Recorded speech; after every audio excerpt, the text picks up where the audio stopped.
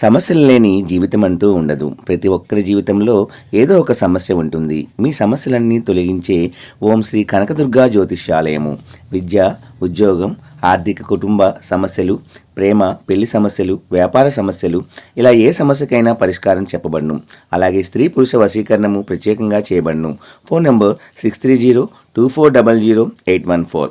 మరియు ఏ ఇతర సమస్యలకైనా సరే శక్తి పూజలు చేసి పరిష్కారము అనేది చూపబడును. యంత్రాలు కూడా ఇవ్వబడును. మీరు ఎక్కడెక్కడో జ్యోతిష్యం చెప్పించుకొని నిరాశ చెంది ఉన్నారా? అయితే ఒక్కసారి ఈ గురువు గారికి కాల్ చేయండి. Phone number 6302400814. జై వారాహి మాత. Welcome to my channel. ఈరోజు అమ్మవారి సందేశము. తల్లి, ఇది ముగింపు కాదు అమ్మా, ఆరంభం. అంతా కూడా తలకిందులుగా మారిపోతుంది. నేను చెప్పేది విను తల్లి, వింటే ఆనందిస్తావు. వెంటనే నన్ను తాకు తల్లి అని మన వారాహి అమ్మ మంచి సందేశాన్ని అందిస్తున్నారండి. ఇప్పుడు నువ్వు కన్నీరు పెడుతున్నావు అని నాకు తెలుసమ్మా. ఇదంతా తలకిందులుగా మారిపోతుందమ్మా. నువ్వు భయపడుతున్న సమస్య నీ కంటికి కనిపించకుండా వెళ్ళిపోతుంది. ఆ కాలం ఎక్కువ రోజులు పడుతుందేమో అని అసలు అనుకోవద్దు. తప్పకుండా కాలం జరిగినా సరే నీకైనది నీకు వెతుక్కుంటూ వస్తుంది. ఈ ఉగాది తర్వాత అంతా నీకు ఆనందదాయకంగా ఉంటుంది. నీ క్షణాన్ని తలకిందులుగా మార్చడానికి ఒకే ఒక్క క్షణం చాలు తల్లి. నువ్వు ఇప్పటి వరకు నిన్ను ఏడిపించిన కాలం గురించి నీకు తెలియజేసేయటానికి నేను వచ్చాను తల్లి. నువ్వు ఎంతోమందికి ఆరుదలు చెప్పి ఉన్నావు కదా, కాలం గురించి వివరించి ఉన్నావు. కానీ నువ్వు బాధపడుతున్న సమయంలో సహాయం చేయడానికి, ఓపికగా వినటానికి ఒక నిజమైన బంధం, స్నేహం లేదు అని దిగులుగా ఉన్నావు కదా. ఒక్క విషయం తెలుసుకో తల్లి, బంధాలు, స్నేహాలు నీతో ఉంటే భగవంతుని కృప నీపై ఉందని అర్థం. కానీ ఎవరు నీతో లేకపోతే ఆ భగవంతుడే నీతో ఉన్నారని అర్థం తల్లి. ఇది ఎప్పటికీ మరవవద్దు. ఎవరు తోడు లేరు అని బాధపడవద్దు. ఎవరు లేకపోయినా నీ వారాహ్యమ్మ నీకు తోడుగా ఉన్నదని గుర్తుంచుకో అమ్మా. నువ్వు నీ జీవితాన్ని కొరత పడేందుకు 1000 కారణాలు ఉండవచ్చు. కానీ నీ జీవితానికి కారణం రేపటి అన్నీ సరిపోతాయి అనే నమ్మకం తల్లి. నమ్మకం రేపటికి అన్నీ సర్దుబాటు చేస్తుంది. ఏ పరిస్థితుల్లో అయినా అన్నిటినీ ఎదుర్కొనే ధైర్యం నీకు రేపటికి. పిరిగ్గా ఉన్నావు కదా తల్లి, వెళ్ళాల్సిన చోటికి నెమ్మదిగా వెళ్ళినా, త్వరగా వెళ్ళినా చేరటమే కదా తల్లి ముఖ్యము.